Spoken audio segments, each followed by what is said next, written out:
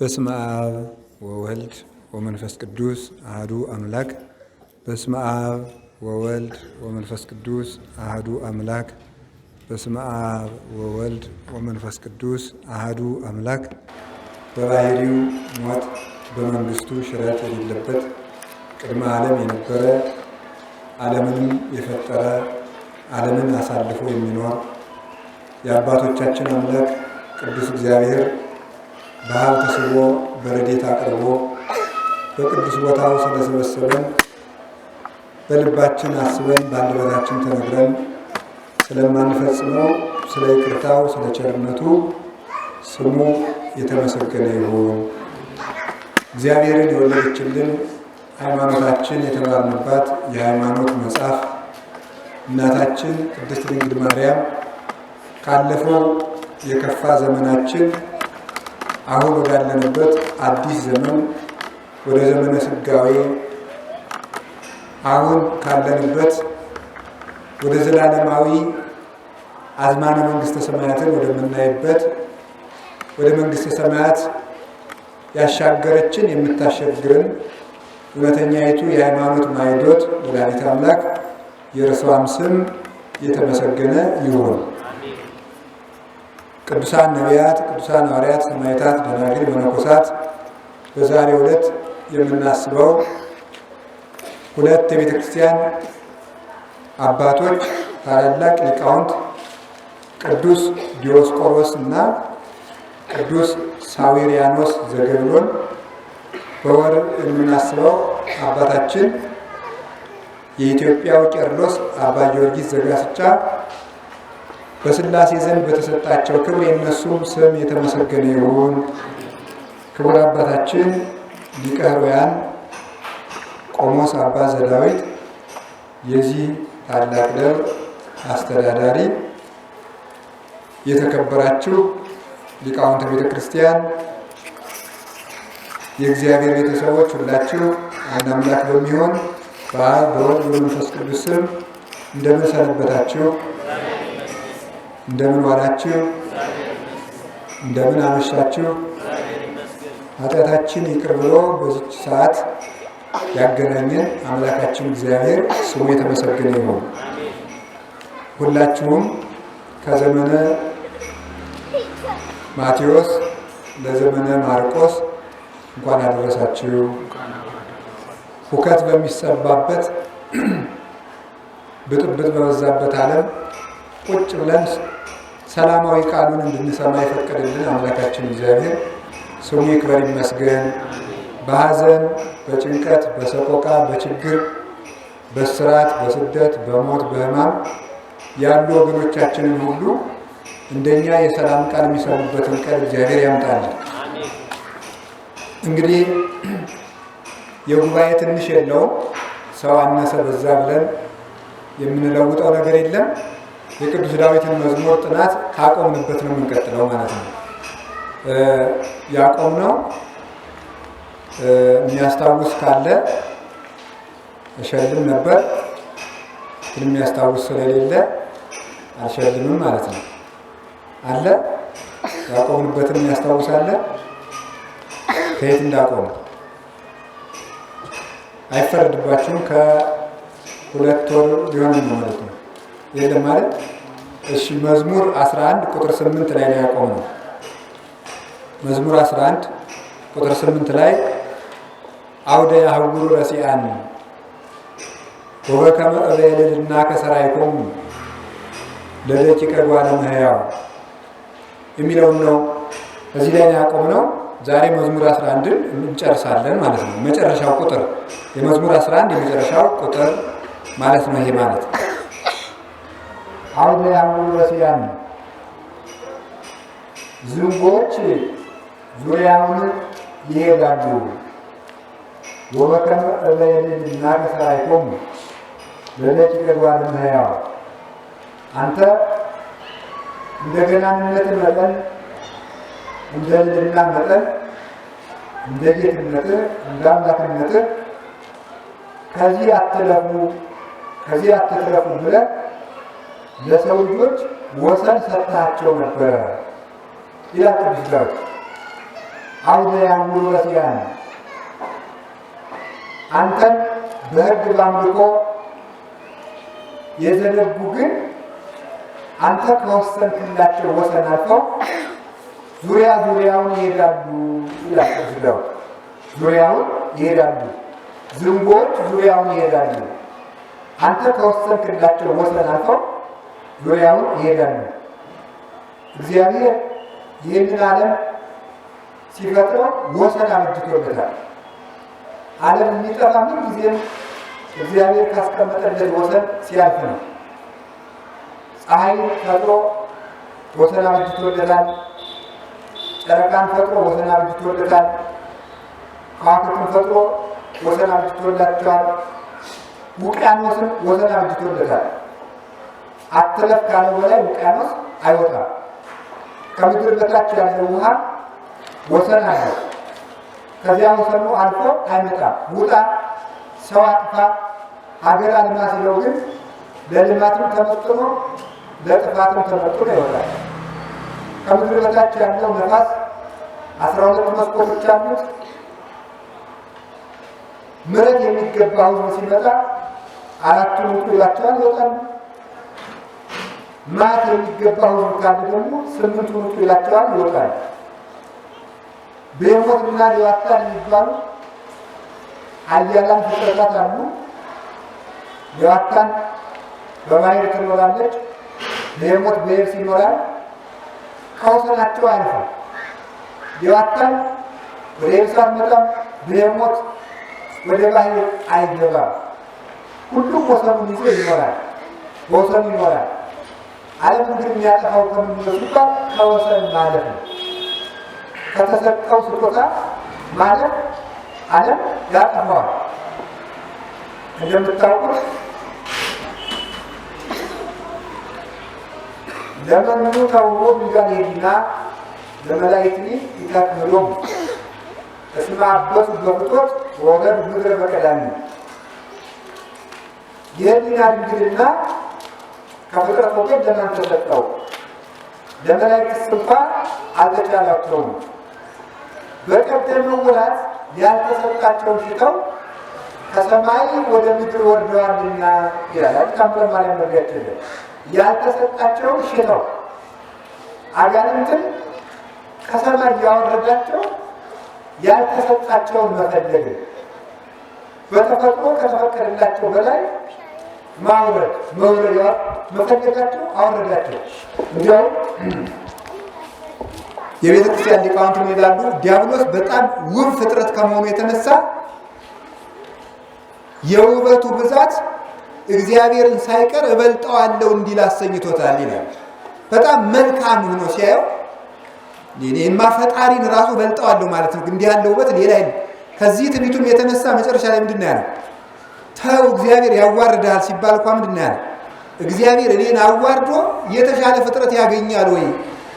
እንደኔ ያለ መልካም ስለማያገኝ እግዚአብሔር እኔን ሊያጠፋኝ አይችልም ብሎ ያስብ ነበረ በእውነቱ ማለት እና እኔ ብቻ መልካም ነኝ ብሎ ማሰብ፣ መልካምነት ለእኔ ብቻ ይገባኛል፣ ሌላው ከኔ በታች ታናሽ መሆን አለበት ብሎ ማሰብ የመጀመሪያውን ውድቀት ያመጣው ስለዚህ ነው።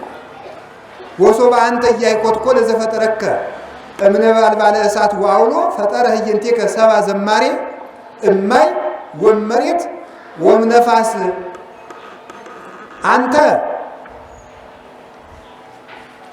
ስለ ባለሟልነትህ ነደ እሳት አድርጎ ስለ ረቂቅነትህ ነፋስ አድርጎ የፈጠረ አንተን የማይርብህ የማይጠማ የማይደክም የማትሞት የማትታመም የማትሰለች አድርጎ ፈጥሮ አንተ ባታመሰግነው አንተን ይዘልፍህ ዘንድ እግዚአብሔር ካንተ የበለጠ ፍጥረት ከትቢያ ፈጠረ ይላል መጽሐፈ መቃብያን ሲናገር። ከትቢያ አንተን ለመዝለፍ እግዚአብሔር እንግዲህ ከዚህ በላይ ሞኝነት አለ? ዲያብሎስን ሞኝ ያደረገበት ጥበቡ ሌላን ሞኝ አድርጎ መፍጠር አይችልም ብሎ ማሰብ ከዚህ በላይም ጅልነት የለም። እና ዲያብሎስን የጣለው ምን እንደሆነ ታውቃላችሁ? ያልተሰጠውን መሻት፣ ያልተፈቀደለትን መሻት፣ በተፈጥሮ ያገኘውን ውበቱን አለማድረግ በቃኝ አለማለቱ ዲያብሎስን ጥሎታል። ረሲያን አውደ ሀውሮ ረሲያን ወበከመ ልዕልናከ ሠራይኩም ዲያብሎስንም በልኩ ሰርቶት ነበረ። ከላይኛው ሰማይ ከሦስቱ ሰማያት በላይኛው ሰማይ በኢዮር ከኢዮርም በአራተኛው ደርብ በአራተኛው መሰላል ላይ ሳጥናኤልን አሰልጥኖት ነበር እግዚአብሔር። ያ አይበቃኝም፣ ተመልከቱ እሰፍ መንበሬ በውስጥ ደመናት ወእትሜሰሎ ለልዑል መንበሬን ከደመናት በላይ አውጥቼ እዘረጋለሁ፣ ልዑል እግዚአብሔርንም እመስለዋለሁ፣ ከሱ ጋርም እተካከላለሁ።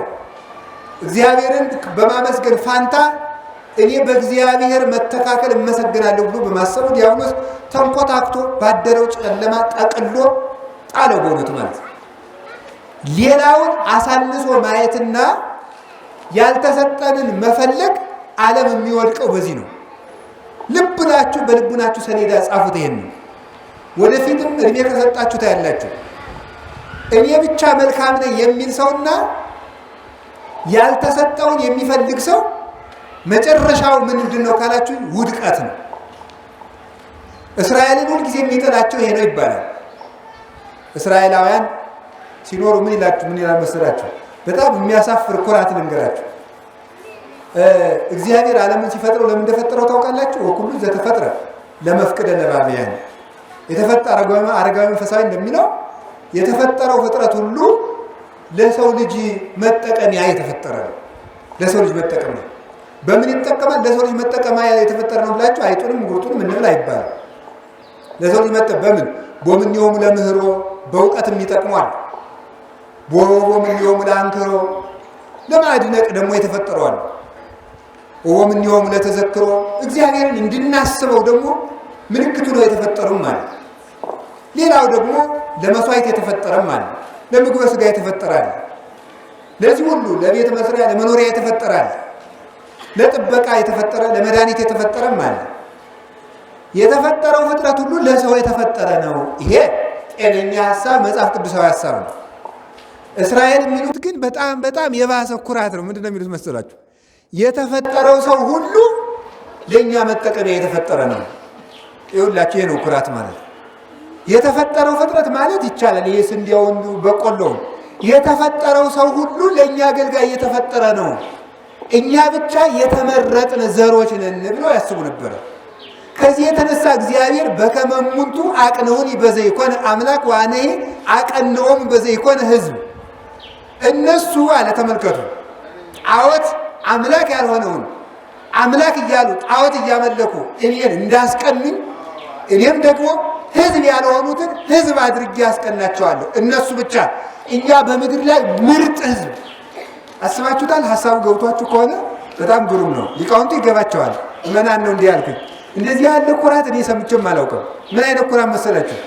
ሰውን ሌላው በዓለም ላይ ያቺ ትንሽ መንደር የእስራኤል ሕዝብ ብቻ ምርጥ ሕዝብ ሆኖ ሌላው እንደምንድን ነው ማለት እንደ ቅንቡርስ፣ እንደ ትል፣ እንደ እንጨት፣ እንደ አይጥ፣ እንደ ጉርጥ ነው ብለው ነው የሚቆጥሩት ማለት ነው።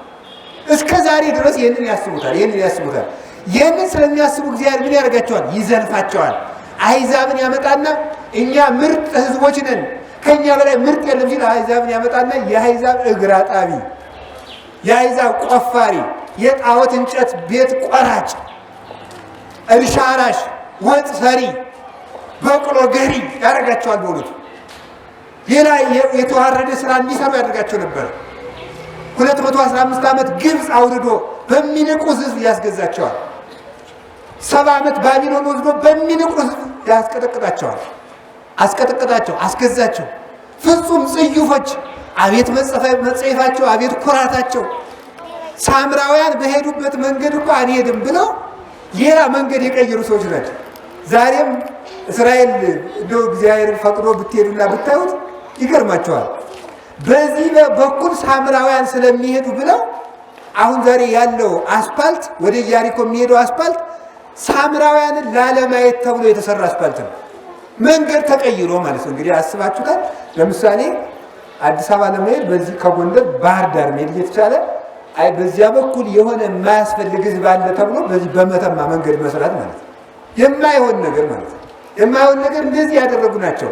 ይሄ ኩራታቸው ያልተፈለጋቸውን ዓለም በሙሉ ተቀጥቅጦ ለእኛ ይገዛልን ብለው ራሳቸውን አኩራርተው ምርጥ ሕዝብ አድርገው በመቁጠራቸው ምክንያት እግዚአብሔር ይዘልፋቸው ነበር። እኛ የአብርሃም ዘር የተመረጥ ጣዖት አምልኮ ያልነካን ይላል። ይህንን ሊዘልፋቸው ጌታ ከምን ተወለደ ይላል ወንጌላውያን ነግረውናል። ይሄን ተመልከቱ። መጽሐፈ ልደቱ ለእግዚእነ ኢየሱስ ክርስቶስ ወልደ ዳዊት፣ እሺ፣ ወልደ አብርሃም፣ እሺ፣ አብርሃም ወለደ ለይስሐቅ፣ ይስሐቅ ወለደ ለያዕቆብ፣ ያዕቆብ ወለደ ምንድን ነው የሚለው? ያዕቆብ ስንት ሰዎችን ወለደ? 12 ልጆችን ወለደ ይላል። ኋላሳ ያዕቆብ 12 ልጆችን ወለደ። ከዚያ ይሁዳንና ወንድሞችን ወለደ እና ለምን ይሁዳን የሚያደርገው? አይሁድን ለመሳደብ ነው። ማቴዎስ በዚህ የሚጀምርበት ይሁዳ ወአሃዊሁ ያዕቆብ ይሁዳንና ወንድሞችን ወለደ። እሺ ይሁዳሳ ሲባል ተመልከቱ። ፋሬስን ወለደ። እሺ ዛራን ወለደ። ከማን ስል እምትማር ከትማር ወለደ። ይህ ዘለፋ አይሁድ ነው። አይሁድ እኛ ምርጦቹ ስለሚሉ ምርጥ ናቸው። በዘራችን ጣዖት የማናመልክ የንጹህ የአብርሃም ዘር ናችሁ። አብርሃም እኮ የጣዖት አምላኪ ልጅ ነው ለማለት የአብርሃም ልጅ አላቸው።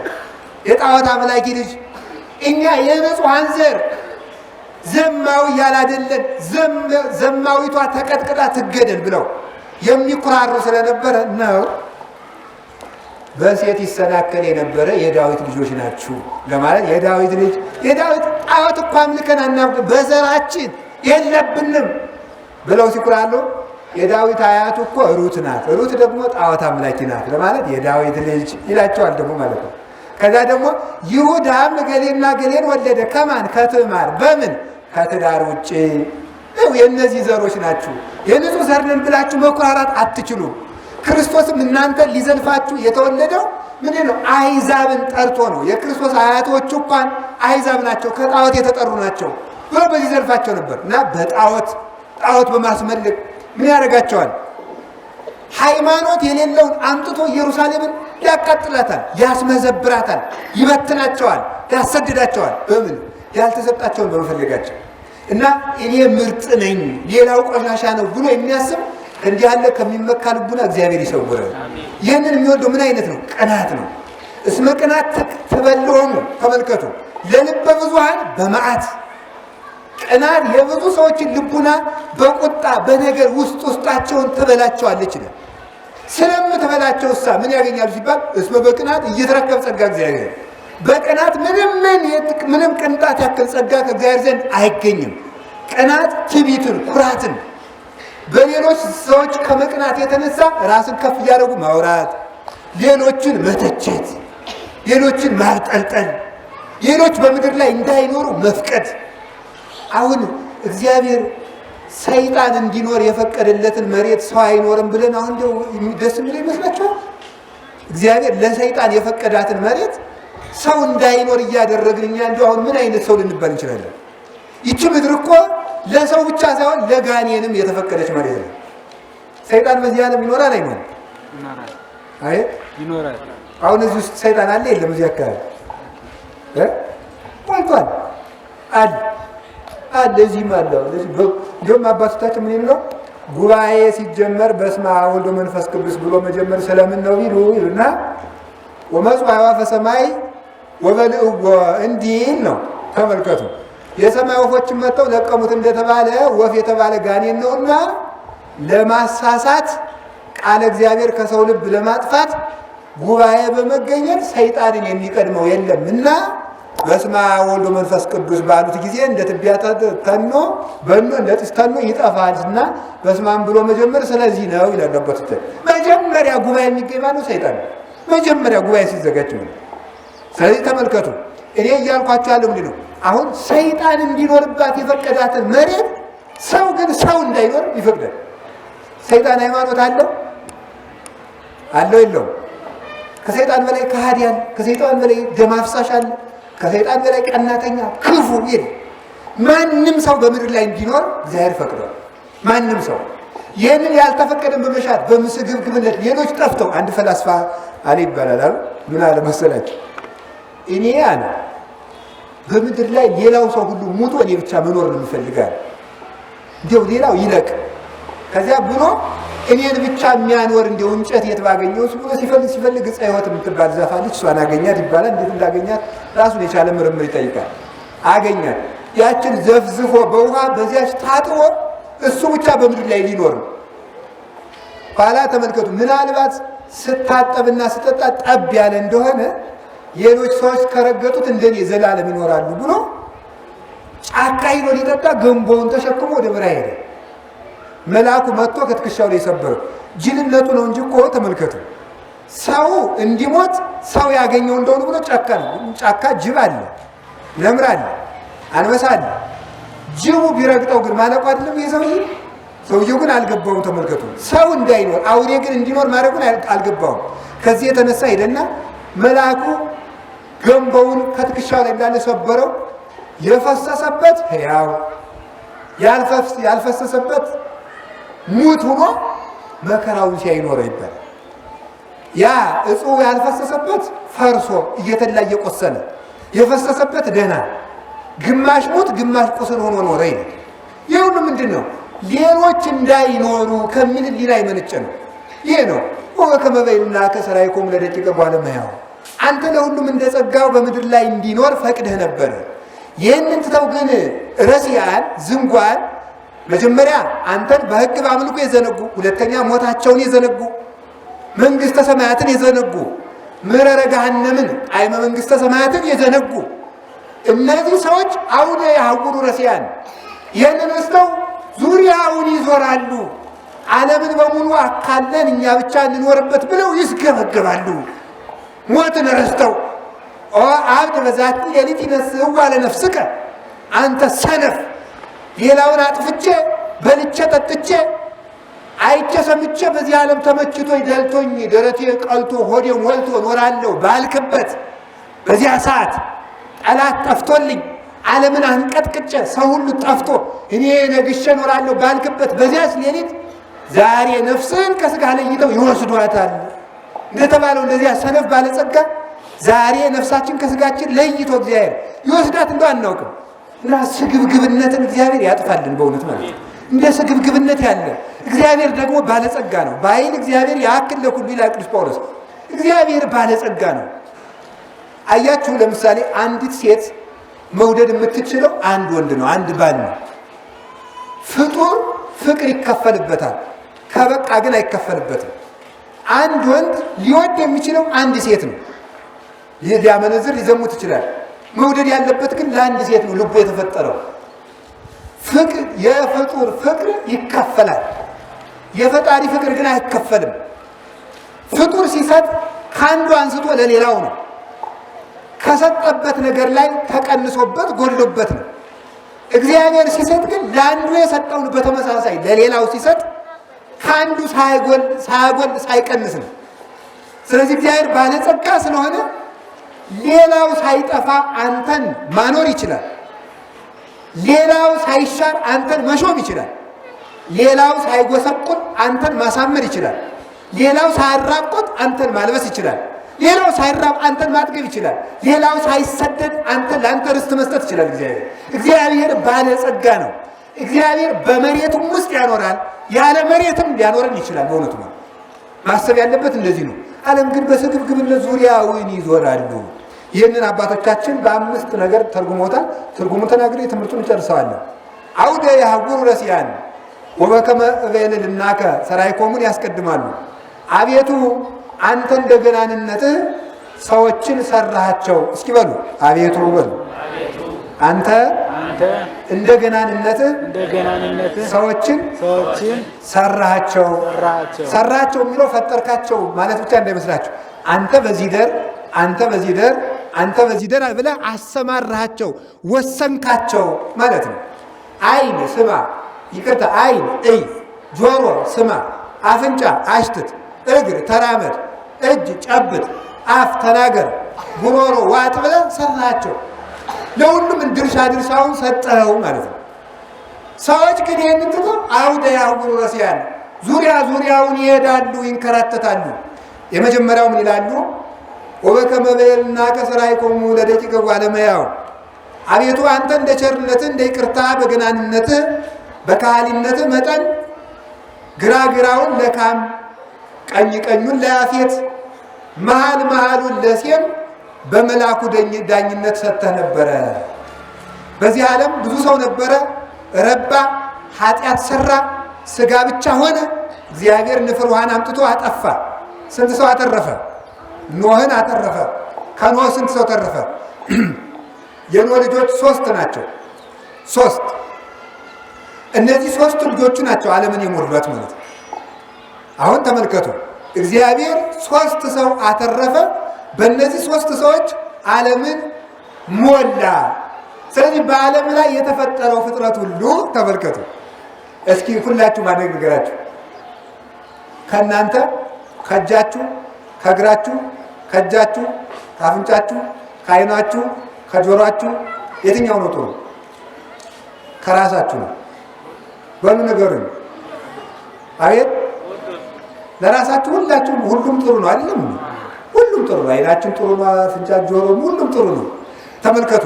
አሁን ከኖህ ከእግር ጥፍሩ ከራስ ጠጉሩ ኖህ የሚባል ሰው እናንሳና ከእጁ ከእግሩ ከዓይኑ የቱ ነው ጥሩ ሲባል ሁሉም ኖህ ይባላል። እስኪ ሁሉም ኖህ በሉ። ሁሉም ኖህ በሉ እንጂ ሁሉም ኖህ። እንደገና በሉ ሁሉም ኖህ በሉ። ሁሉም ኖህ። ሁሉም ማን ይባላል? ኖህ። ስለዚህ ካም፣ ሴም፣ ያፌት ከማን የበቀሉ ቅርንጫፎች ናቸው? ከኖህ ናቸው።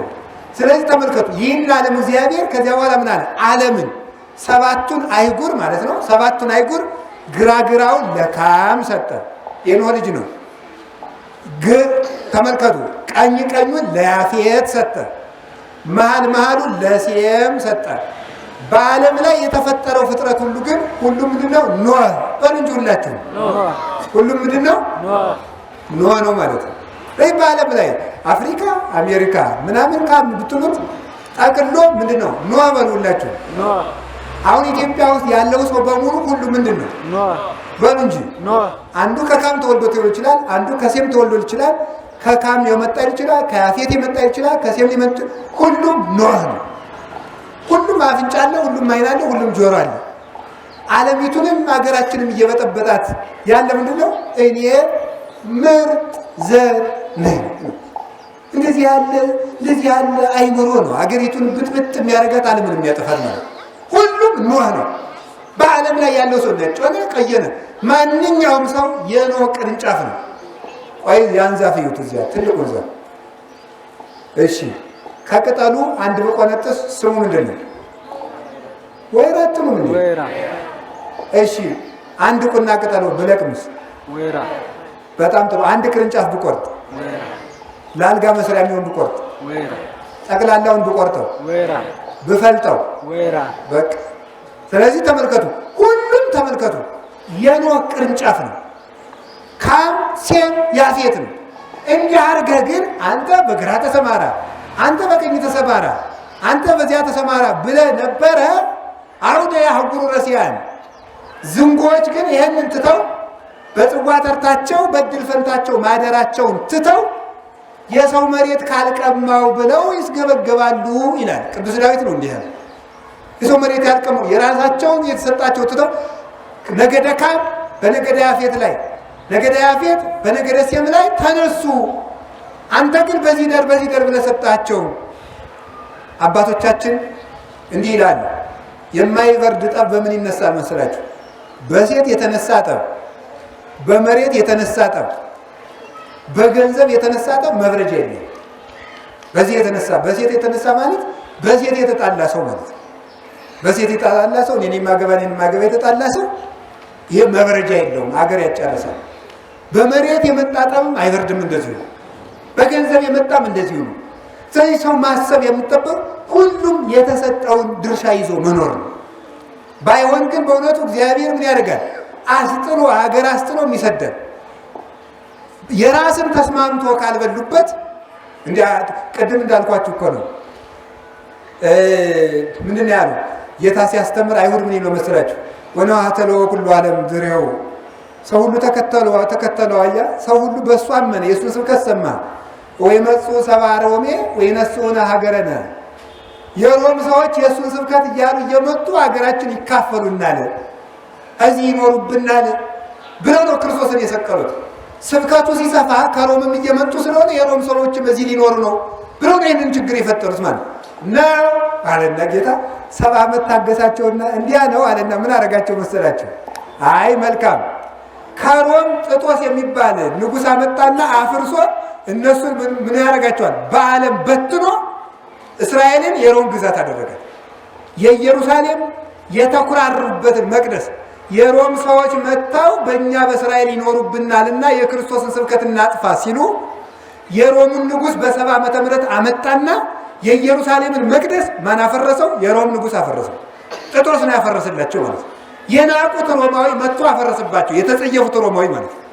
ስለዚህ ተመልከቱ፣ ሰው በእኛ ምድር መኖር የለበትም፣ በእኛ ሀገር መኖር የለበትም፣ በእኛ መንደር መኖር የለበትም፣ በእኛ ወረዳ መኖር የለበትም፣ በእኛ ክልል መኖር የለበትም ብሎ ማሰብ እግዚአብሔር በፈጠረው መሬት ላይ አንድ ጭቃ ያቦካ መስሎ መሬትን በውሃ ላይ ሲያጸናት በታች ለውሃው ምሰሶ ያቆመ መስሎ ውሃውን በእሳት ላይ ሲያጸናው በእሳትና በውሃ መካከል ገመድ የወጠረ መስሎ እግዚአብሔር በፈጠረለት ምድር ላይ የሰው ልጅ እንዳይኖር የሰውን ደም እየጠረጉ አጥንቱን እየከሰከሱ ማጥፋት ይሄ ነው በእውነቱ አሁደ አህጉሩ ረሲያን።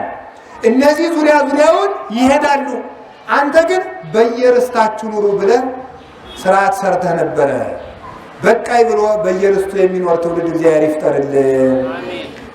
ሁለተኛ ደግሞ ተውተሩ አውደ ያውሩ ረሲያን ሰዎች ዙሪያውን ይሄዳሉ። ወበከመልና ከሰራይኮም ለደቂቅ ዋለማያው አንተ እንደ ልልና መጠን እንዲህ ብለህ ሰርተህ ነበረ። እየጠፍ ምስፍና እማባሉ ለይሁዳ ከይሁዳ ስልጣን አይጠፋም ብለህ ለይሁዳ ስልጣን ሰጥተህ ነበረ። ከ12ቱ የያዕቆብ ልጆች ስልጣን የሰጠው ለይሁዳ ነው። አሁን ያውሩ ረሲያን የብንያም ነገድ ግን ይሄንን ትተው ለኛም ስልጣን ይገባናል ብለው በነገደ ይሁዳ ላይ ጦርነት ይከፍታሉ። እነ ሳኦል በቅናት ዳኝነት መንግስት የሚያገኙ ይመስላቸዋል። አንተ ዳዊትን አንግሰሃል። ለምን እየጠፍ ምስፍና ማባሉ ለይሁዳ በትረ መንግስት ለነገደ ይሁዳ ነው ስላልክ ዳዊትን አንግሰ ነበረ። ነገደ ብንያም ግን ከእግዚአብሔር ሳያገኙት ከእግዚአብሔር ሳይሾሙ እግዚአብሔር ሳይፈቅድላቸው የእምቢታ መንግስትን እናደርጋለን ብለው በዳዊት ላይ ይነሳሉ፣ በቅናት ይነሳሉ። ይኸው እንግዲህ እነዚህ ናቸው የሚጠፉት። ዳዊትን እግዚአብሔር አነገሰ መርጦ፣ ሳኦል ግን በቅናት ተነሳስቶ ለእኔም ይገባኛል አለ። እንዲያ በማለቱ ግን ዳዊትን በማሳደዱ አይምሰላችሁ። አላችሁን? እውነት ልንገራችሁ፣ እግዚአብሔር ያስነሳውን ሰው ገድሎ መጨረስ አይቻልም። እግዚአብሔር ያስነሳውን ሰው እግዚአብሔር አጥፋ ያለውን ሰው ገድሎ መጨረስ አይቻልም። እግዚአብሔር አትጥፋ ያለውን ሰው ገድሎ መጨረስ አይቻልም። በሁለቱም ነው የምነግራችሁ። እግዚአብሔር ለጥፋት የላከውንም ገድሎ መጨረስ አይቻልም። እግዚአብሔር አትጥፋ ያለውን ሕዝብ ማጥፋት አይቻልም። ባቢሎናውያን ሲመጡ ወደ እስራኤል ምንድን ነው ያላቸው? እግዚአብሔር እኔ ፈቅጄ ስላመጣኋቸው ዝም ብላችሁ ትብትብ ምንጣፋችሁን ተሸክማችሁ ሂዱ፣ ዝም ብላችሁ አነድም ውጊያ እንዳትጀምሩ አላቸው። እግዚአብሔር እኮ ነው ያላቸው፣ እንዳትዋጉ 70 ዓመት ቀጥቅጠው እንዲገዟችሁ እኔ ስለፈቀድኩኝ እንዳትዋጉ ዝም ብላችሁ ሂዱ አላቸው። ምንጣፋቸውን ተሸክሙ 70 ዓመት በሙሉ ሲቀጠቀጡ ኖሩ ማለት ነው። ስለዚህ እግዚአብሔር አጥፋ ያለውንም ማጥፋት አይቻልም፣ አትጥፋ ያለው ህዝብም አይጠፋም። ዳዊትን ገድዬ እኔ መንግስት መሰረታለሁ ብሎ አሰበ እግዚአብሔር። ስለምናለ ያችን መንግስቱን ቆጠራት። የቅናት መንግስት አይጸናም። በቅናት መንግስት ጸንቶ አያውቅምና ቀንቶ መሰረታለሁ ያለውን የጌትነት ዙፋን ዳዊትን አሳድጅ ያለውን ዳዊትን እግዚአብሔር ያገን ነው። መጨረሻ ላይ ልብ ብላችሁ ተመልከቱትማ የእግዚአብሔርን ፍርድ ያምር እግዚአብሔር ገቢረ ፍርድ ብሏል ቅዱስ ዳዊት። እግዚአብሔር ፍርድ ማድረግ ያውቅበታል። ባለፈው ተማምረንበታል። ይሄ እግዚአብሔር ፍርድ ማድረግ ያውቅበታል። ፍጥረት የሚፈርደው መረጃ ሰብስቦ ነው። ውሸትም ሊሆን ይችላል፣ በውሸት ይፈርዳል። እግዚአብሔር ግን በእውነት መፍረድ ያውቅበታል። ሳኦል ዳዊትን ገድሎ ይነግሣል ብሎ ከዳዊት ጋር ሲሰላለፍ እግዚአብሔር ሳኦልን በዳዊት ሳያጠፋ ፍልስጤማውያንን አምጥቶ ከፍልስጤማውያን ጋር አጋጥሞ ሲሸነፍ መጨረሻ ላይ በራሱ ጦር እንዲሞት አደረገ።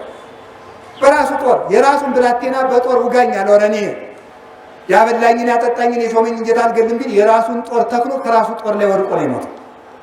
ተመልከቱ። እግዚአብሔር ወዳጆቹን ለመጠበቅ የግድ በወዳጆቹ ላይወጋ ይችላል። እግዚአብሔር ጠላቶቹን ለማጥፋት የግድ በወዳጆቹ እጅ ላይዋጋ ይችላል። እግዚአብሔር ጠላቶቹን በሌላ ጠላት ያጠፋቸዋል። ይህ የታወቀ ነው። አይምሮ ላለው ሰው እግዚአብሔርን በትዕግስት ለጠበቀ ሰው ማየት ይቻላል። ሁልጊዜ እግዚአብሔር ጠላቶቹን በጠላቶቹ ያጠፋቸዋል። ሳኦል የእግዚአብሔር ጠላት ነበረ። ሳኦልን በፍልስጤማውያን ምን አደረገው? አጠፋ። እንደገና ፍልስጤማውያን በዳዊት ላይ እንዳይነሱ ደግሞ መልሶ በዳዊት ኃያላን ደግሞ አጠፋቸው። በላዲኖን በነያ ውስጤ ጠላቶቹን በጠላት ካጠፋ በኋላ ወዳጁን ሊያጠፉ የመጡትን ደግሞ ለወዳጁ ኃይል ሰጥቶ አጠፋቸው። እግዚአብሔር እንዲህ ያደረጉ ሳይፈቀድላቸው ስልጣንን እንይዛለን ያሉትን የተስገበገቡትን የብንያምን ነገድ እግዚአብሔር አጠፋቸው። ስለዚህ በቅናት በግድ እንሾማለን የሚሉትን እግዚአብሔር ያጠፋቸዋል ብሎ ይናገራል። ከሚጠፉት ወገን አያድርገን፣ አሜን። ከሚጠፉት ወገን አያድርገን። እግዚአብሔር ለጥፋት የተዘጋጁትን ሁሉ እግዚአብሔር ይመልሳቸው። አንተ በዚህ ጊዜ ግዛ፣ አንተ ተሾም፣ አንተ አገልግል ብሎ ስላሰርተ ነበር። ሰዎች ግን በግድ ስልጣን እናገኛለን ብለው አውደ አውዱ ዙሪያውን ይሄዳሉ፣ ግን ይጠፋሉ ብሎ ይናገራል። ሳኦል ጠፋ። በግድ ቤተ መንግስት በግድ ስልጣን አይጸናም። አንድ ነገር ልንገራችሁ። ክፉ ባለስልጣን ከማን ይሾማል? ከእግዚአብሔር ይሾማል። እይሰየም መኮንን ዘይመረ ዘማመ እግዚአብሔር። ሃይማኖት ይኑረውም አይኑረውም እግዚአብሔር ሳይፈቅድ ባለስልጣን አይሾምም። ሃይማኖት የሌለውን ወይም ደግሞ አመፀኛውን እግዚአብሔር ለምን ይሾመዋል ቢባል ህዝቡን ለመቅጫ እንደ ጨንገር ይጠቀመዋል። ምን ይላል? እንደውም ሐዊ ላይ መጽሐፋዊ ይላል ወሰይጣን ይትላኮ ለእግዚአብሔር፣ ሰይጣንም እኮ እግዚአብሔርን ያገለግለዋል አለ። እንዴት አድርጎ ሲባል እግዚአብሔርን ያስቀየመውን ሰው በደዌ በመምታት ለእግዚአብሔር ጨንገር ሆኖ ያገለግላል። አይምሮ የሌላቸው ባለስልጣናትንም እንደዚሁ ህዝብ ሲከፋና እርስ በርሱ ተስማምቶ መኖር ሲያቅተው አመት ሲሰለጥን ህዝቡን ለመገሰጽ ህዝቡን ለመቆንጠጥ ክፉና ርኅራኄ ምሕረት የሌላቸውን ዳኞች እግዚአብሔር እንዲሾሙ ያደርጋል። ነገር ግን እነሱን መልሶ ግን መጨረሻ ላይ ይበቀላቸዋል። ለምሳሌ ናቡከደነጾርን እስራኤልን ለመማረክ ተጠቅሞበታል። እሱ በኋላ ሙቷል። ከዚህ በኋላ የእሱ ልጅ ብልጣሶር ነበረ። እስራኤልን ይገዛቸው ነበር። አጠፋ። ኃጢአት በቃኝ አልላለ። በእግዚአብሔር ስልጣን ተገዳደረ። ከዚያ በኋላ እሱን በማን አጠፋው? ቂሮስን አመጣና አጠፋው። እዚያ ቂሮስን በማን አጠፋው? በዳሪዮስ አጠፋው። ዳሪዮስን በማን አጠፋው? በእስክንድር አጠፋው። እንዲህ ብለው ጠፎ ከዚያ በኋላ አርጤክስስ ተሾሞ በአርጤክስስ ዘመን እስራኤል ነፃ ወጥተው ወደ ሀገራቸው ተመለሱ። ንጉሥን በንጉሥ ያጠፋል እግዚአብሔር ከወዳጆቹ ጦር ሳያስነቀንቅ ሳያስነሳ ማለት። ለዚህ ነበረ በዛሬው ዕለት የምናስበው ቅዱስ ሳዊሮስ ዘገምኖን ባቢሎናውያን እንግጠም ብለው ወደ ቁስጥንጥንያ ደብዳቤ ልከዋል። የፋርስ ሰዎችም ለጦርነት መጥተዋል፣ እንዴት እናድርግ ብለው የሀገሪቱ መንግስት እሱ ጳጳስ በነበረበት ዘመን አማከረው። ምንድን ያለው? እኛ ክርስቶሳውያን ጦራችን የኢየሱስ ክርስቶስ መስቀል ነው፣ እንጸልያለን ጠላትም ይጠፋልሃል ብሎ ለንጉሱ ነገረው። ማታውኑ ራሳቸው በርግገው እርስ በርስ ተበላልተው ራሳቸው በርግገው ወደ ባቢሎን ተመልሰው አድረው። የአባቶቻችን ጸሎት ግፍ የሚሰሩትን ሰዎች እግዚአብሔር ያደርግልን። ስለዚህ ዙሪያውን የሚሄዱ በግድ ስልጣን የሚፈልጉ ሰዎች መጨረሻቸው ጥፋት ነው ለማለት ቅዱስ ዳዊት እንዲህ አለ። ሶስተኛ ወበከመ እበይልንና ከሰራይኮሙ ለደቂቅ ዋለመያው፣ አቤቱ አንተ የሰው ልጆችን ኢታምልክ ባይደ አምላከ ዘይንበሌ፣ ከኔ በቀር ሌላ አምላክ አታምልኩ ብለህ ሃይማኖት ሰጥተህ ነበረ። ኢ በሰማይ በላይሉ ወይ በምድር በታይቱ፣ በላይ በሰማይም ቢሆን በምድር በታችም ቢሆን ከኔ በቀር ሌላ አምላክ አታምልክ፣ ለተቀረጸው ምስልም ቢሆን አትስገድ፣ ለማናቸውም ቢሆን አትስገድ፣ እኔ እግዚአብሔር አምላክህ ነኝና ብለህ አንተ ስርዓት ሰርተህ ነበረ። አውደ ያዕጉሩ ረሲያን፣ አንተን በሕግ በአምልኮ የዘነጉ ሰዎች ግን ይህንን ረስተው ለሰማይ፣ ለጨረቃ፣ ለከዋክብት፣ ለፀሐይ ይሰግዳሉ፣ ለደመናው ይሰግዳሉ፣ ለሰማይ ይሰግዳሉ፣ ለምድር፣ ለድንጋይ፣ ለወንዙ፣ ለእንጨቱ፣ ለኮረብታው፣ ለተራራው፣ ለሸለቁ፣ ለወንዙ፣ ለዘንዶው፣ ለአውሬው ይሰግዳሉ። አንተ ግን ከኔ አምላካት በቀር ከኔ አምላክ አታምልክ፣ ከኔ በቀር ሌላ አምላክ አታምልክ ብለህ ስራ ሰርተህ ነበረ። በዚህ በጉዳይ አንዳንድ ሰዎች ጥያቄ ይጠይቃሉ። እንደዚያ ከሆነ የእናንተው መጽሐፍ ቅዱስ ለተቀረጸ ምስል አትስገዱ ካለ ለታቦት ለምን ትሰግዳላችሁ? ታቦት የተቀረጸ ምስል ነው፣ የተቀረጸ ነው። ለመስቀል ለምን ትሰግዳላችሁ? መስቀል የተቀረጸ ነው። ለስዕል ለምን ትሰግዳላችሁ? ስዕል የተቀረጸ ነው። የራሳችሁ መጽሐፍ ቅዱስ ለተቀረጸ ምስል አትስገዱ ይል የለምን ብለው ይጠይቃሉ። እግዚአብሔር የፈቀደው ሲሆን የእግዚአብሔር መገለጫ ከሆነ ጣዖት አይደለም።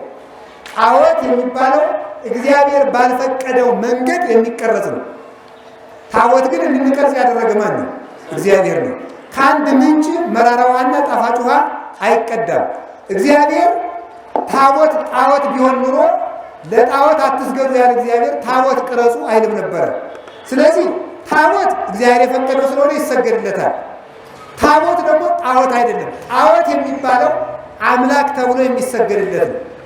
ማንኛውም ፍጥረት አምላክ ተብሎ ከተሰገደለት፣ እግዚአብሔር ተብሎ ከተሰገደለት፣ በእግዚአብሔር ምትክ ከተሰገደለት ጣዖት ነው። እመቤታችንም ብትሆን ቅዱስ ሚካኤልም ቢሆን ማንንም ቢሆን እግዚአብሔር ወይም አምላክ ፈጣሪ ብለን አንሰግድለት። ከእግዚአብሔር ጸጋ ያገኘ ብለን የምንሰግድለት። ስለዚህ ተመልከቱ፣ ጣዖት የማይሆንበት ምክንያት ታቦቱ እግዚአብሔር የሚገለጥበት የእግዚአብሔር መገለጫ መሳሪያ ነው እንጂ አምላክ ነው ብለን አይደለም የምንሰግደው። ስዕሉ እግዚአብሔር የሚገለጥበት የእግዚአብሔር መገለጫ ነው ብለን እንጂ አምላክ ነው ብለን አይደለም የምንሰግድለት። መስቀል አምላክ ነው ብለን አይደለም የምንሰግድለት። በመስቀል ላይ የነገሰው ኢየሱስ ክርስቶስ የባህሪ አምላክ ነው። መስቀል የኢየሱስ ክርስቶስ ዙፋኑ ነው። እሱ እንደወደደ የተገለጠበት ክርስቶስ በመስቀል ላይ ይወሰናል ማለታችን ሳይሆን ንጉሥ በግዛቱ ካለች ከአንዲት ድሃ ቤት ገብቶ ራት ቢበላ ንጉሱን ድሃ እንደማንለው ሁሉ ባለጸጋው እግዚአብሔር በድሆች መንደር በእኛ አካል በእኛ ዓለም መጥቶ መስቀልን ዙፋን ስላደረገ እሱ አይጠብም፣ አይወሰንም፣ አይደህይም። ስለዚህ እሱ የተገለጠበት ስለሆነ እሱ ለተገለጠበት እንሰግዳለን። ሌላው ግን ጣዖት ነው ብለህ ነበረ። ነገር ግን ተመልከቱ፣ አማልክቲሆሙ ለአሕዛብ ዘወርቅ ወዘብሩር ግብረ ደጓለ እምሕያው፣ ቢጠቅሷቸው የማያዩ ቢጠሯቸው የማይሰሙ፣ እጅ እያላቸው የማይዳስሱ፣ እግር እያላቸው የማይሄዱ፣ ጉሮሮ እያላቸው የማይናገሩ፣ የማይተነፍሱ ለእነዚህ ይሰግዳሉ። አንተ ግን ይህንን ስርዓት ሰርተህ ነበረ ይላል። ከዚህ ስርዓት እግዚአብሔር አያናውፀን ይላል ቅዱስ ዳዊት። ወበከመ እበይልናከ ሠራይኮሙ ለደቂቀ እጓለ እመሕያው፣ አቤቱ የሰው ልጆችን አንተ የሰው ልጆችን ኢትቅትል ነፍስ አትግደሉ ብለህ ስራ ሰርተህላቸው ነበረ። ነፍስ አትግደሉ ብለህ ስራ ሰርተህላቸው ነበረ። አሁን የሐውሩ ረሲያን ይህንን ትተው ግን አይሁድ ንጹሕ ነፍስ ንጹሕ ደም ያንተን ደም ያፈሳሉ። ሰው ሰውን አይግደለው ብለህ ስራ ሰርተህ ነበረ። አይሁድ ስርዓት አፍርሰው ምን ያደርጋሉ? ንጹሕ ደም አንተን ይገላሉ። ነፍስ አትግደሉ ብለህ ስራ ሰርተህ ነበረ።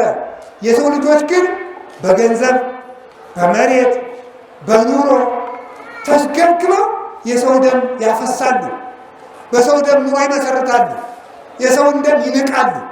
የሰው ደም ደግሞ ይፈርዳል። ቀልድ እንዳይመስላችሁ እግዚአብሔር ቤተሰቦች። ምንድን ነው ሄኖክ በራእዩ አንዲት ነፍስ የቅዱሳንን ነፍስ ሁሉ በሲኦል ውስጥ ነው አየና፣ አንዲት ነፍስ ግን ስትጮህ ስትንጸረጽር አያት ይላል። ያቺ ነፍስ ትከሳለች። ዛ መንፈስ ዘመኑ ይእቲ፣ ያቺ ነፍስ የማን ናት ብሎ ሄኖክ ጠየቀ። ሲጠይቅ ምን ብሎ የመለሰው? ዛቤል ዘቀተሎ እሁ በግፍ፣ ወንድሙ በግፍ የገደለው የአቤል ነፍስ ናት። የጠላቶቿ ዘሮች እስከሚጠፉ ድረስ ጩኸቷን አታቆምም ብሎ መልአኩ ቅዱስ ራእይ መልሶለታል። ይሄ ነው የጠላቶቹ ዘር እስከሚጠፉ ድረስ የአቤል ደም መክሰሷን አታቆምም ብሎ መልአኩ መልሶለታል። ይኸው የሚታወቅ ዘንድ ቃየልን የገደለው የገዛ ልጁ ነው። ዓይኑን ታሞ በዚህ በጓሮ ሲያጓጉር ምን አውሬ መጣ ብሎ ድንጋይ ቢወረውር ልጁ ዕውር ስለነበረ ቢወረውር ግንባሩን ነው የገዛ አባቱን ገደለው። ደም ያፈሰሰ ደሙ ይፈሳል። ደግሞ እሱንም ልጆቹ እንዲህ ያለ አለቁ። የቃየል ልጆች ሁሉ እንዳይረቡ ነው አለቁ። ዘካርያስ ሞቶ ነበረ። በግፍ በቤተ መቅደስ ታርዶ ነው የሞተው። ሄሮድስ አስገድሎታል። በኋላ ተመልከቱ፣ ጥጦስ ሲመጣ በ70 ዓመተ ምህረት ጥጦስ ኢየሩሳሌም ሲገባ ይቺ የማን ደም ናት? 70 ዓመት ሙሉ የዘካርያስ ደም እየፈላች ተገኝታለች። የማን ደም ናት ብለው የዘካርያስ ምን ቢያደርጉላት ነው የምትበርደው? ጠላቶቿ ቢጠፉላት ከሄሮድስ ወገን አምጥቶ ቢፈጅላት ተፈላ የነበረችው ደም ጸጥ አለች። በግፍ የሞተ ሰው ሁሉ ደሙ ይጣራል፣ ወደ እግዚአብሔር ይከሳል። ያ ደምን በኃይሉ ማስጠሙ አይቀርም። ስለዚህ አንተ ነፍስ አትግደሉ፣ በሕሊናችሁም ቢሆን በስጋችሁም ቢሆን ተመልከቱ። ምንድን ነው ያለው? ሁሉ ዘያምዕሮ ለእቡሁን ያላል ይትኮነን በአውደ ገሃነም። ወንድሙን እንኳን የገደለ ወንድሙን ያስቀየመ ሰው ካለ ይላል ማቴዎስ ወንጌል ምዕራፍ 5 ላይ ጌታ ሲናገር ወንድሙን ያስቆጣ ስራዬ ብሎ ወንድሙን የሚያስቆጣ ስራ የሰራ ሰው ቢኖር በገሃነም ይፈረድበታል። ዘያምዕሮ ያስቆጣው ሰው ያበሳጨ ሰው ካለ ደንቆሮ፣ ዕውር፣ ዲዳ ብሎ የተሳደበ ብቻ አይደለም የሚያስከፋ ስራ እንኳን የሰራ በገሃነም ይፈረድበታል። ያስከፋ ሰው ካለ የሚረግማችሁን መርቁ ተብለን ባለመመረቃችን የሚፈረድብን ከሆነ የሰውን የሚያፈስሰው ምን ያህል ፍርድ ይገባ ይሆን? እንኳንስ የገደለ በልቡናው ተመልከቱ፣ በልቡናው ቂምን ያሰበ እገሌ ቢሞት ብሎ እንኳን ያሰበ ከገደለ ሰው ጋር እኩል ነው ይፈረድበታል። በቅዳሴ ጊዜ ካህኑ ምንድን ነው የሚለው? ንጹሕ የሆነ ከቁርባኑ ይቀበል፣ ንጹሕ ያልሆነ ግን አይቀበል፣ ለሰይጣንና ለመልእክተኞቹ በተዘጋጀ በመለኮት እሳት እንዳይቃጠል ካለ በኋላ ምንድን ነው? በልቡናው ዝሙትና ቂም ልዩ ሐሳብ ያለበት ቢኖር አይቅረብ። በልቡናው ምንና ዝሙትና ቂም። አሁን ይህን ካለ በኋላ ዲያቆኑ ምንድን ያለ? ይህን የካህኑን ቃል ያቃለለ ወይም በቤተ ክርስቲያን በክፋት የቆመ ቢኖር ጌታችን መድኃኒታችን ኢየሱስ ክርስቶስን እንዳሳዘነው በእርሱም ላይ እንደተነሳሳ ይወቅ ይረዳል። ከዚያ ስለ በረከት ፈንታ መርገምን፣ ስለ መንግሥተ ሰማያትን ገሃነምን ይቀበላል አለ። ተመልከቱ፣ ቂምን የያዘ ሰው ራሱ ነፍስ የገደለ ሳይሆን እገሌ ቢሞት ብሎ እንኳን በልቡ የተመኘ ሰው ገሃነመ እሳትን ከእግዚአብሔር ዘንድ ይቀበላል። ቄሱ በልቡ ቂም ያለበት ይኖር አይቅረብ ብሏል። ዲያቆኑ ምን አለ? ይህን ያቃለለ ተመልከቱ ገሃነም ይገባዋል ብሎ አለመታረቅ እንኳን በገሃነም ያስፈርዳል። ስለዚህ እኔ ስለ ሕያው እግዚአብሔር ይዣችኋለሁ። እስከ ዛሬ ሳምንት ዓርብ እዚህ ግቢ ያላችሁ በሙሉ የተጠላችሁትን ሰው ታርቃችሁ እንድትኖሩ እሺ በሉ። አንድ ሰው ሳይጣል ተመልከቱ። ይሄን ልበል አንድ ዲያቆን ላስ ብለው ይሄን የቄሱን ቃል ላቀ። ምክንያቱም የቄስ ነኝ ቅስና አለ። ስለዚህ ተመልከቱ እኔ ተናግሬያለሁ። በልቡናው ቂምና ዝሙት ያለበት ይኖር አይቅረብ። አንድ ዲያቆን ደግሞ ምን ብሏል? ይህንን ያቃለለ ቢኖር ገሃነም ይፈረድበታል። ምን ያደረገ? ቂም ይዞ ጻድቅ መስሎ የሚኖር ሰው። ስለዚህ በሞት ያፈርሰው ልጃቸዋል። ምንድን ነው የሚለው ወንጌል የሚለው? ወደ ቤተ እግዚአብሔር ስትመጣ መባ ይዘህ ስትመጣ ከቤተ እግዚአብሔር ከደጀ ሰላሙ ከበሩ ላይ ስትደርስ ወንድምህን እንዳስቀየምከው ትዝ ቢልህ መባውን ከበሩ ላይ አስቀምጠህ ሂደህ ወንድምህን ታርቀህ ተመልሰህ መባህን አቅርብ ነው።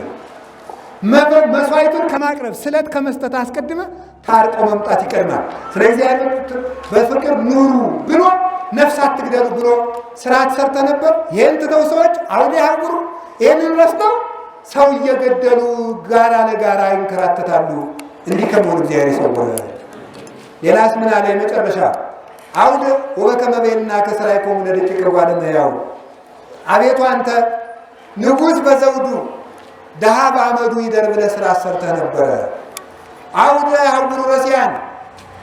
ዝንጎች ግን ይህን ረስተው ባለጸጎች የድሃ ገንዘብ ቀምተው ለመብላት ይፋጠናሉ። ድሃ ለመቀማት በድሃ ጉሮሮ ላይ የእነሱን ምቾት ለመመስረት ይፋጠናሉ። አውደ ያውሩ ረሲያን ድሃ ለመግፋት፣ የድሃ መሬት ለመቀማት፣ የድሃ ገንዘብ ለመቀማት፣ የድሃ ቤት ለመንቀል፣ የድሃ ልጅ ለማሰር፣ የድሃ ልጅ ለመግደል፣ ድሃን ለማሰቃየት፣ ድሃን ለማሰደድ አውደ ሀውሩ ጋራ ነገር እንቅልፍ አጥተው ያድራሉ። እዚያ እኮ ምን ብለው ነበር የሆኑ ሰዎች? አይሁድ ናቸው። ተንኮላቸው ግርም የሚያደርገኝ ምን አለ መሰለህ? ጳውሎስን ሳንገድል ምሳ እንበላም ነው። አይጣል ድረስ እኮ እና አሁን እንደዚህ ይባላል። ጳውሎስን ሳንገድል ምሳ እንበላም እንደዚህ እኮ ነው። እገሌ ካልሞተ ምሳ አይበላኝም አይታደረኝም የሚሉ እንዲህ ያሉ ሰዎች አሉ፣ ይጠፋሉ። ከእነዚህም ወገን እግዚአብሔር ይሰውረን፣ እግዚአብሔር ይሰውረን። በመጨረሻት ምን አለ? ወበከመ በይልናከ ሥራይኮሙ ለደቂቀ ጓለማያው አንተ እንደገናነት መጠን በከብታችሁ ነግዳችሁ በማረሻችሁ አርሳችሁ ከ10 አንድ አውጥታችሁ ከ9 አንድ መጹታችሁ እንግዳ ሸኝታችሁ የታሰረ ጠይቃችሁ የታመመ ጠይቃችሁ ለተራቆተ አልበሳችሁ ለተራበ አብልታችሁ የተጣላ አስታርቃችሁ ቤተ እግዚአብሔርን አገልግላችሁ በሕግ በአምልኮ ጸንታችሁ ሥጋዬን ደሜን ተቀበላችሁ መንግሥተ ሰማያት ግቡ ብለህ አዝዘህ ነበረ። አውደ ሀውሩ ረሲያን ዝንጎች ግን ይሄን ረስተው ማለት ከቤተ ክርስቲያን ወጥተው ዘፈን ለዘፈን ይዞራሉ። ከቤተ ክርስቲያን ወጥተው መንደር ለመንደር ወሬ ሲያታዋሽኩ ይገርምኛል። ወሬ አሁን ሰው አገራችን ብጥብጥ ያደርጋት ምንድን ነው? ወሬ ነው። እያንዳንዱ ሰው ስትሰሙ ከጦሩ ሜዳ የጦር ጄኔራል ሆኖ የሰነበተ ነው የሚመስለው። በእንዲህ ያለ ቦታ እንደዚህ ሆኗል፣ በእንደዚህ ያለ ቦታ እንደዚህ ሆኗል። እንደው ቢያንስ ዝም ማለት ያቅታችኋል። ዝም ማለት አውደ ሀውሩ ብሎ መንደር ለመንደር ወሬ ዝም አትሉም እንዴ? አንተ ዝም ብላችሁ እግዚአብሔርን አምልኩ ብለህ ሰርተህ ነበረ። አውደ ሀውሩ ሰዎች ግን ይህን ይዘው መንደር ለመንደር ያወራሉ። ጸሎት ብሂል ተናግሮ ምስለ እግዚአብሔር አንተ እኔን ማለዳ መጥታችሁ በመከራችሁ ጊዜ ጥሩኝ እኔ መልስላችኋለሁ ብለህ ነበረ። አውደ ሀውሩ ረሲያን ዝንጎች ግን በመከራ ጊዜ ነጋ ለኪዳን መሸለ ቁርባን ብለው ከቤተ እግዚአብሔር ተገኝተው የቸርነት ባለቤት እስከ ማይዜኑ ትረሳኒ ለግሙራ እስከ መቼ ድረስ ትረሳኛለህ ብለህ በሕግ በአምልኮ አንተን መጥራት ሲገባቸው ጸሎታቸውን አቋርጠው ከኪዳን ቀርተው ከቅዳሴ ቀርተው አውደ ሀውሩ ጭፈራ ቤት ለጭፈራ ቤት ይርቁ ይገርማል። ሜዳ ለሜዳ ረሲያን ኳስ የሚባል ጣዖት ተበጅቶ አሁን እንዲሁ ገርማችኋል። አሁን ሰው እየታረደ ሰው እየሞተ እስቲ አሁን የጎንደር ወጣት ኳስ ከባችሁ ፒያሳ መዋል ነበረባችሁ? መጸለይ ሲገባችሁ ያ ቁማችሁ ነበር መዋል የሚገባችሁ? የግድ እናንተ እስከምትጣጨሩ ምን የምትጠብቁት? አንተ ስራ ሰርተ ነበረ። ከቤት አትውጡ ከመከራ ልጠብቃችሁ ብለህ ነበረ። ሰው ግን የእንትቶ ሜዳ ለሜዳ ይዞራል፣ በሜዳ ይቀራል ማለት ነው። በሜዳ ከመቅረት እግዚአብሔር ይሰውራል። ከሜዳ ይዋል ከቤቱ ወጥተን አይደለም ወይ በሜዳ እየቀረን ያለን? እናት አባት እንኳን በጊዜ አልቅሶ የሚቀብርበት ሰዓት የታጣበት ለሬሳ እንኳን ክብር የማይሰጥበት ጊዜ የተደረሰው ለምን ይመስላችኋል? ከቤተ እግዚአብሔር በመውጣታችን ነው። ሥጋዬን ደሜን ብሉ ብለህ ነበረ። አውደ ሀውሩ ረሲያን የሚያድናቸው ያንተን ሥጋ ትተው ቅጠል ሲበሉ ይውላሉ። ለዘመን አምጥቶ እኮ ይተረጎማል ቃል እግዚአብሔር። የሚያድናችሁ የኔን ደም ጠጡ ብለህ ነበረ። አውደ ሀውሩ ረሲያን ይህን ትተው አረቂ ሲጋቱ ጠላ ሲሰክሩ አይምሯቸውን ስተው በየሜዳው ሲወድቁ ያድራሉ። ይህ ነው የተነገረን። የሚያድነንን ተው ነው። እስራኤል ያን ያህል በደል ሲሰሩ እንዳለ ታውቃላችሁ። እግዚአብሔር ከቤተ መቅደሱ ውስጥ ጣዖት ሲያመልኩ ምንድን ነው ያደርጉ መሰላችሁ? ቀይ ጎልማሳ መጣ ይላል ትንቢተ ሕዝቅኤል ምዕራፍ 8 እና ምዕራፍ 9 ስታነቡ ቀይ ጎልማሳ መጣና ምን አለ? እግዚአብሔርም ይላል ምልክት ያለበትን እየተውክ ግደል አለው ይላል። ምን ያለበትን እየተው? መልአኩ ቅዱስ ገብርኤል ነው በእስራኤልን እንዲቀስፍ የተላከ። አንድም ወልደ እግዚአብሔር ነው ለምጽአት ሲተረጎም። ቀይ ጎልማሳ የተባለ እሱ ሥጋ ለብሶ ስለመጣ ነው በቅዱስ ገብርኤል ስለሚመሰል። ስለዚህ ምልክት የሌለውን እያየ በሰይፍ ፍጅ አለ። ምልክቱ ምንድን ነው? አምልኮ ነው። ቅድስና ለእግዚአብሔር የሚል የኦሪትን ጽሑፍ በልብሱ ጫፍ ያልጻፈ ከልብሱ ላይ ሰማይ የሚያህል ባህር ከፍሎ እግዚአብሔር አሻገረኝ ሲል ከልብሱ ጫፍ ሰማያዊ ክር የሌለበት በደመ በጉ ያልታተመ በኦሪት የበጉ መስዋዕት ያልታተመውን ቀሰፍ አለው፣ ተፈጁ። ዛሬ ደግሞ ምልክታችን የኢየሱስ ክርስቶስ ሥጋና ደም ነው። ስለዚህ የኢየሱስ ክርስቶስ ሥጋና ደምን ያልተቀበለ ሰው ነገም ከነገ ወዲያም እመኑኝ ሰው ይጠረጋል፣ ሰው ይሞታል። ማወቅ የሚገባችሁ እሱ ነው። በቀር ዝም ብላችሁ በትንቢት ምኞታችሁን እየደረደራችሁ ይችን 2014 ነው በ2015 ሰላም ዘመን ይመጣል እንዲህ ያለ ድራማ ብትጫወቱ ፍንክች የሚል ነገር የለም። መስተካከል ነው የሚያዋጣው። ሥጋውና ደሙን መቀበል ነው የሚያዋጣው። ከቤቱ መዋል ነው መስመር የሚያስይዘን። ማቱንም የምናቀርበው እኛው ነን፣ ምሕረቱንም የምናቀርበው እኛው ነን። ስለዚህ ከዛሬ ጀምሮ ሁላችሁም ለቅዱስ ሥጋው ለክቡር ደሙ ተቀበሉ፣ ሥጋዬን ብሉ፣ ደሜን ጠጡና ጽደቁ ብትላቸው ሰዎች ግን ከዚህ ወጥተው ሜዳ ለሜዳ ይሄዳሉ። አውደ ፍት ወንጌልን ተረግጠው አውደ ሐውሩ ሥጋና ደምን ትተው ሜዳ ለሜዳ እንደዞሩ ኋላም አውደ ገሃነም ይወርዳሉ ይላል። ገሃነም ከመውረድ እግዚአብሔር ይሰውረን፣ እግዚአብሔር ይሰውረን። ሥጋውን ደሙን ለመቀበል ያብቃን። ሁላችሁም አንደኛ የተጣላችሁትን አስታርቃችሁ ስለ እግዚአብሔር ብዬ ነው የምለምናችሁ። የተጣላችሁን ታርቃችሁ፣ ሁለተኛ ቢቻላችሁ አንድ ሰው አስታርቃችሁ የዛሬ ሳምንት እንድትመጡ አንድ ሰው አስታርቃችሁ እንድትመጡ ሰላማዊ ኢየሱስ ክርስቶስ ሰላሙን ይስጠን። አስተማረን እግዚአብሔር የተመሰገነ ይሁን። ወስብሐት ለእግዚአብሔር ወለወላዲቱ ድንግል ወለመስቀሉ ክቡር። ይቆየን።